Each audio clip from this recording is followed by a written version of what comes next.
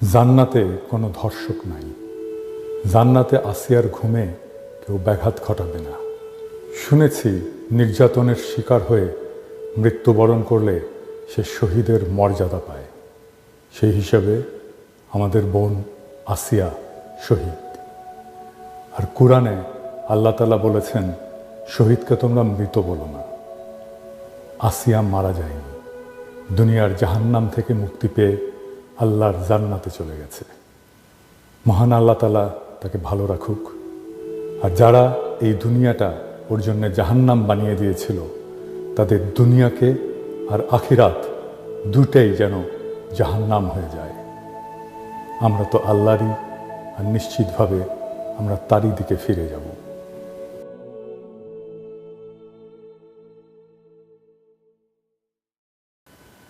আমি যা বললাম শুরুতে, সেটাই আমি লিখছিলাম আমার ফেসবুকে। আপনারা অনেকেই দেখছেন, প্রায় 1.5 লাখ লাইক পড়ছিল লেখাটায়। আপনারা হৃদয় দিয়ে, অন্তর দিয়ে আসিয়ার জন্য দেশবাসীর কান্নাকে ধারণ করেছিলেন। কিন্তু ফেসবুক এটাকে বলে কমিউনিটি স্ট্যান্ডার্ড ভায়োলেশন। ফেসবুক আমার পোস্ট রিমুভ করে দেয়, আমাকে 1 মাসের জন্য ব্যান করে দেয় এই লেখাটার জন্যে। কারণ আমি নাকি ফেসবুকের কমিউনিটি স্ট্যান্ডার্ড ভায়োলেট করেছি। আমি আপিল করেছিলাম, কিন্তু সেই আপিলেও আমার আপিল প্রত্যাখ্যাত হয়েছে, আমার ফেসবুকের পোস্ট রেস্টোর করা হয়নি। আমি একটা প্রশ্ন রাখতে চাই, ফেসবুকের কমিউনিটির বাইরে কি আমরা? একজন মুসলমানের আরতি কি সেই প্ল্যাটফর্মে জায়গা পাবে না? ফেসবুক জালেমের প্ল্যাটফর্ম হয়ে উঠেছে, ফেসবুক বর্ণবাদীর প্ল্যাটফর্ম হয়ে উঠেছে। এই ফেসবুকে আসিয়ার অভিশাপ লাগুক।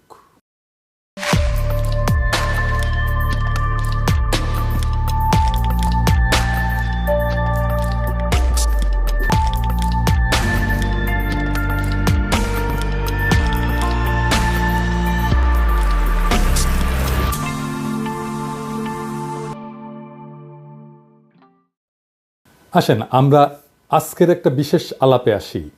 সারা দেশে মনে হচ্ছে ধর্ষণের উৎসব চলতেছে। দেশবাসী ক্ষিপ্ত, বাংলাদেশের মানুষ নিজের উপরে জুলুম মেনে নেয়, কিন্তু নারীর উপরে সহিংসতার অপমান কোনোভাবে মেনে নেয় না। সে আগুন জ্বালায় দেয়। কিন্তু তারপরেও নানা আলাপ আসে নানা জায়গা থেকে।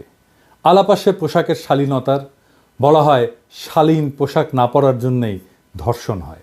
এমনকি বাংলাদেশে এমন মালও আছে যারা এইভাবে পোস্টার নিয়ে দাঁড়ায় যে অশ্লীল পোশাক পরে পুরুষদের নাকি নারীরা সুড়সুড়ি দেয়।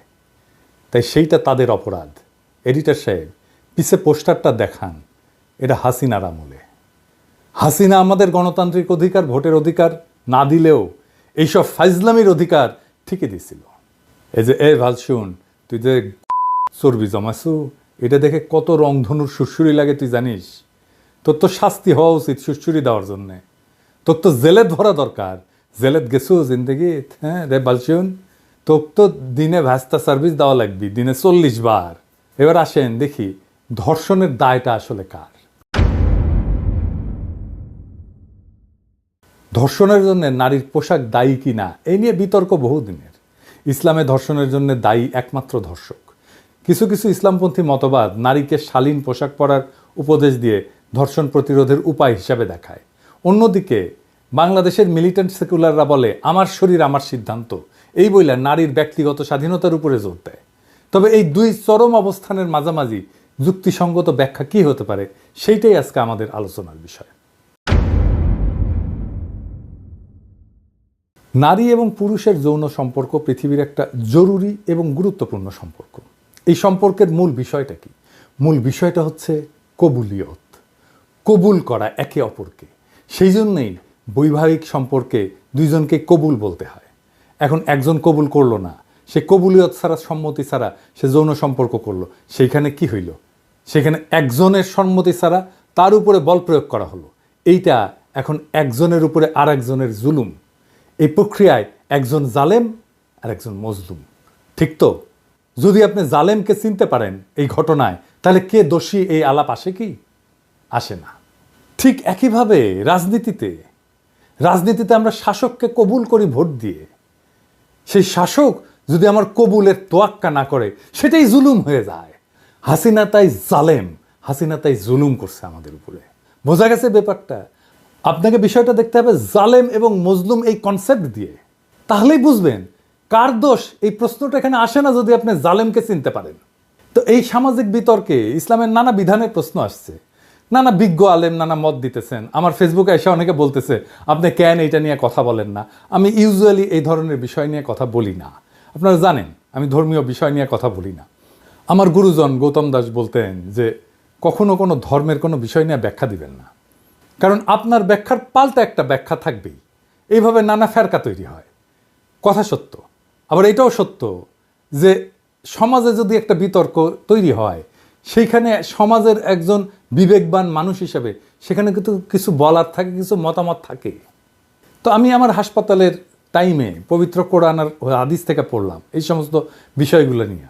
পড়ে যা যা পাইছি, আমার যা যা উপলব্ধি হয়েছে তা আপনাদের সামনে পেশ করতেছি। আমি বলতেছি না যে আমার ব্যাখ্যা গ্রহণ করতে হবে, তবে আমি যা বুঝছি এটা সবার সাথে শেয়ার করলে তো কোনো ক্ষতি নেই। অনেকে কইতে পারেন আপনি ইসলাম ধর্মের বিষয় নিয়ে কথা বলেন কেন? যে কোনো ধর্ম যে কেউ পড়তে পারে তো, তাই না? কোনো বাধা নাই তো। জাকির নায়কের পড়া নাই এমন কোন ধর্মগ্রন্থ আছে? নাই। তো আসেন আল্লাহর নামে শুরু করি। ইসলামে হক্কুল ইবাদ বলে একটা বিষয় আছে, সেটা কি আমরা একটু দেখি। হক্কুল ইবাদ হইল মানুষের পারস্পরিক অধিকার, একজনের না, পারস্পরিক অধিকার, যা ইসলামে অত্যন্ত গুরুত্বের সাথে বিবেচনা করে। আপনি পশ্চিমে মানবিক অধিকার দেখবেন, মানুষের অধিকার দেখবেন, কিন্তু পারস্পরিক অধিকার, এই হক্কুল ইবাদ, এইটা ইসলামে খুবই ইউনিক একটা ধারণা। ইসলামে এই হক্কুল ইবাদ লঙ্ঘন করা আল্লাহর কাছে ক্ষমার অযোগ্য অপরাধ, যতক্ষণ না ভুক্তভোগী নিজে ক্ষমা করে। ধর্ষণ এমনই একটা অপরাধ যা সরাসরি হক্কুল ইবাদ লঙ্ঘন করে এবং এর মাধ্যমে একাধিক মৌলিক মানবিক অধিকার ক্ষুণ্ণ হয়। কিভাবে?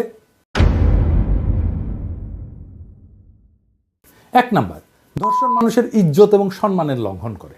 ইসলাম প্রত্যেকটা মানুষের সম্মান এবং মর্যাদাকে পবিত্র বলে ঘোষণা করছে। কোরআন শরীফে আছে, নিশ্চয়ই আমি আদম সন্তানের সম্মান বৃদ্ধি করেছি। ধর্ষণ একজন নারীর বা পুরুষের ইজ্জত, আত্মসম্মান ও মর্যাদাকে ধ্বংস করে, যা সরাসরি হক্কুল ইবাদের লঙ্ঘন।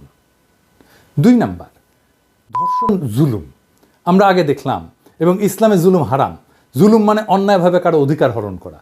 ইসলাম জুলুমকে হারাম ঘোষণা করেছে।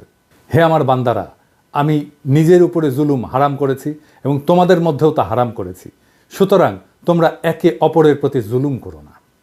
ধর্ষণ একটা চরম জুলুম, কারণ এতে একজন নারী বা পুরুষের জীবন ধ্বংস হয়, মানসিক এবং শারীরিক কষ্ট ভোগ করতে হয় এবং সমাজে অপমানিত হইতে হয়।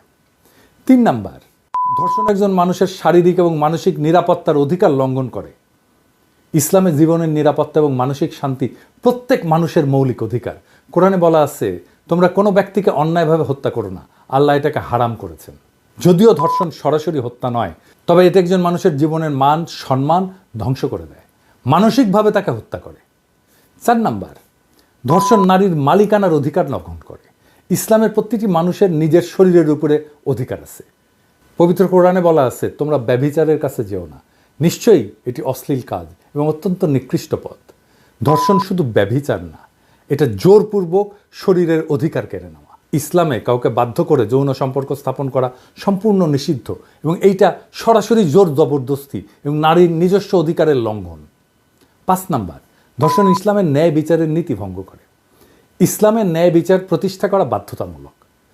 কোরআনে বলা আছে, নিশ্চয়ই আল্লাহ ন্যায় বিচার এবং সদাচারের নির্দেশ দেন। ধর্ষণের মাধ্যমে একজন মানুষকে চরম অবিচার এবং অত্যাচারের শিকার হইতে হয়, যা ইসলামের ন্যায় বিচারের নীতির সরাসরি লঙ্ঘন। ছয় নাম্বার, ধর্ষণের কারণে সামাজিক বিশৃঙ্খলা সৃষ্টি হয়। ইসলামে সমাজের শান্তি এবং নিরাপত্তা বজায় রাখা অপরিহার্য। কোরআন শরীফে বলা আছে, সাবধান, ফিতনার মানে বিশৃঙ্খলার শাস্তি শুধু সীমা লঙ্ঘনকারীদের উপরেই আসবে না, বরং তা সবার উপরে পড়বে। তার মানে সামাজিক বিশৃঙ্খলার যে দায়, সেটা সবাইকে নিতে হয়, একা কাউকে নিতে হয় না। ধর্ষণ শুধু ব্যক্তিগত অপরাধ থাকে না, তখন এটা সমাজের মধ্যে বিশৃঙ্খলা তৈরি করে, নারীদের নিরাপত্তাহীনতা বাড়ায় এবং সামাজিক ভারসাম্য নষ্ট করে। সাত নাম্বার, ধর্ষিতার প্রতি অবিচার এবং অপমান করা হক্কুল ইবাদের লঙ্ঘনের চরম দৃষ্টান্ত একটা। নবী করিম পিস বি আপন হিম ধর্ষণের শিকার নারীর প্রতি সমর্থন জানায় বলছিলেন, ধর্ষণের শিকার নারী কোনোভাবেই অপরাধী নয়, বরং সে নির্দোষ এবং অপরাধীকে কঠিন শাস্তি দেওয়া হবে। ইসলামে ধর্ষিতা নারীকে কখনোই দোষারোপ করা হয় না, বরং তাকে বিচারে এবং মানসিক সহায়তা দেওয়াই প্রকৃত ইসলামী বিধান। তবে কিছু ইসলামপন্থী গোষ্ঠী মনে করে নারীর পোশাক ধর্ষণ প্রতিরোধে ভূমিকা রাখে। তাদের যুক্তি, পোশাক উস্কানি সৃষ্টি করতে পারে। শালীন পোশাক সমাজে ধর্ষণের হার কমাতে পারে। ইসলামে শালীন পোশাককে নির্দেশ করা হয়েছে অবশ্যই, কিন্তু বাস্তবতা কি বলে? বাস্তবতা বলে যে শিশুরাও তো ধর্ষণের শিকার হয়, অথচ তারা উত্তেজক পোশাক পরে না। বোরখা হিজাব পরিহিত নারীরাও তো ধর্ষিতা হয়, পশুরাও তো ধর্ষণের শিকার হয়, তারা তো পোশাকই পরে না। তাহলে ধর্ষণের মূল কারণ লুকায় আছে পোশাকে না, বরং অপরাধীর বিকৃত মানসিকতায়, সমাজের আইনি দুর্বলতায় এবং ক্ষমতার অপব্যবহারে।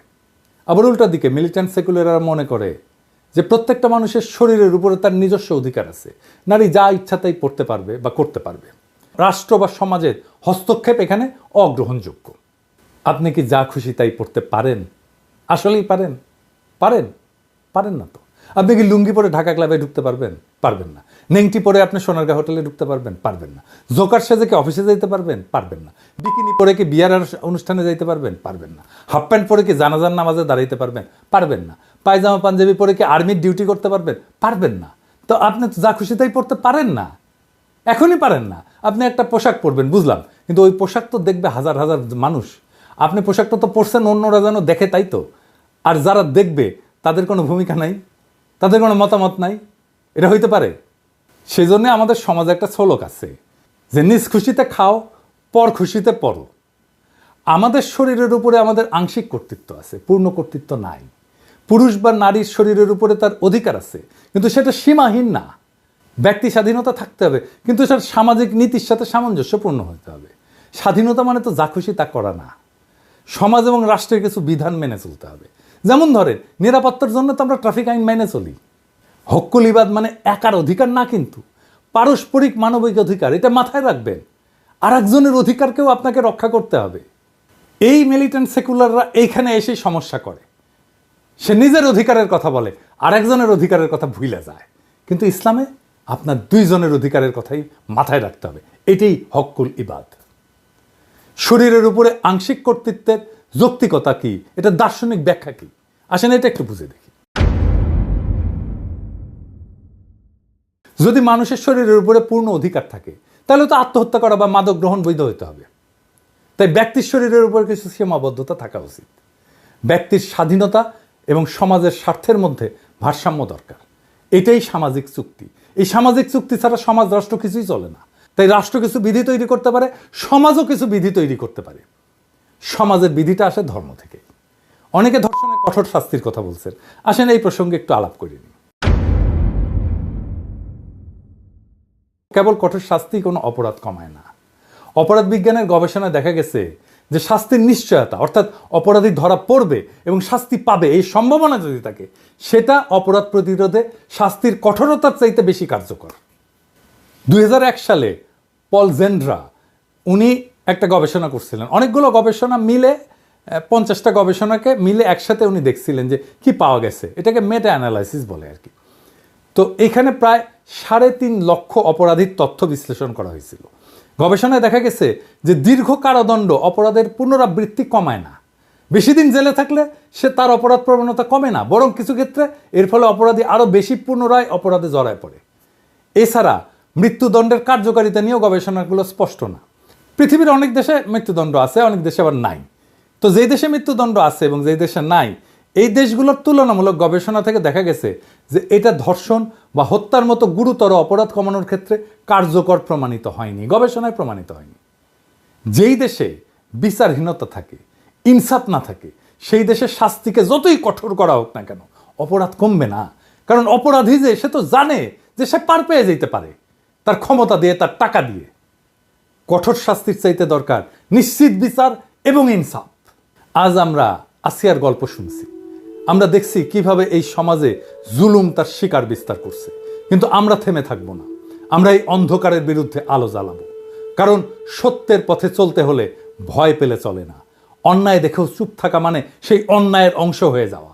আমরা যদি আমাদের মা বোনদের নিরাপত্তার জন্যে, আমাদের ভবিষ্যৎ প্রজন্মের জন্যে এখনই রুখে না দাঁড়াই, তবে আর কবে দাঁড়াবো? সমাজে বিচারহীনতার সংস্কৃতি যতদিন থাকবে, ততদিন অপরাধীরা বেপরোয়া থাকবে। কিন্তু আমরা যদি ন্যায় বিচারের দাবি করি, যদি অপরাধীর বিরুদ্ধে সোচ্চার হই, তাহলে তাদের বিচার হবেই, আজ না হোক কাল হবে। ইতিহাস সাক্ষী, যখন মানুষ অন্যায়ের বিরুদ্ধে জেগে ওঠে তখন শাসক কিংবা কোনো শক্তিই তাদের দাবায় রাখতে পারে না। আসিয়া শহীদ হয়েছে, কিন্তু আমরা যারা বেঁচে আছি আমাদের দায়িত্ব এখন আরও বেশি। আমাদের কলমের, কণ্ঠের, প্রয়োজনে রাস্তায় নামার শক্তি দিয়ে এই জুলুমের বিরুদ্ধে রুখে দাঁড়াতে হবে। কারণ ন্যায় বিচার প্রতিষ্ঠার লড়াই শুধু আসিয়ার জন্য নয়, এটা আমাদের প্রত্যেকটা মায়ের, প্রত্যেকটা বোনের, প্রত্যেকটা কন্যার নিরাপত্তার জন্য। আমরা কি সেই সমাজ চাই যেখানে ধর্ষকের আশ্রয় মেলে কিন্তু নির্যাতিতার ন্যায় বিচার মেলে না? নাকি আমরা এমন একটা সমাজ গড়তে চাই যেখানে নারী পুরুষ নির্বিশেষে সবাই নিরাপদে বাঁচতে পারে? আজকের আলোচনা এখানে শেষ না, বরং এটা শুরু। আমরা বিচার চাই, আমরা ইনসাফ চাই। আর এই অন্যায়ের বিরুদ্ধে প্রতিটি ন্যায়ের কণ্ঠস্বর একদিন এমন শক্তিশালী হয়ে উঠবে যে কোনো ক্ষমতা আর তার দাবায় রাখতে পারবে না। ইনকিলাব জিন্দাবাদ।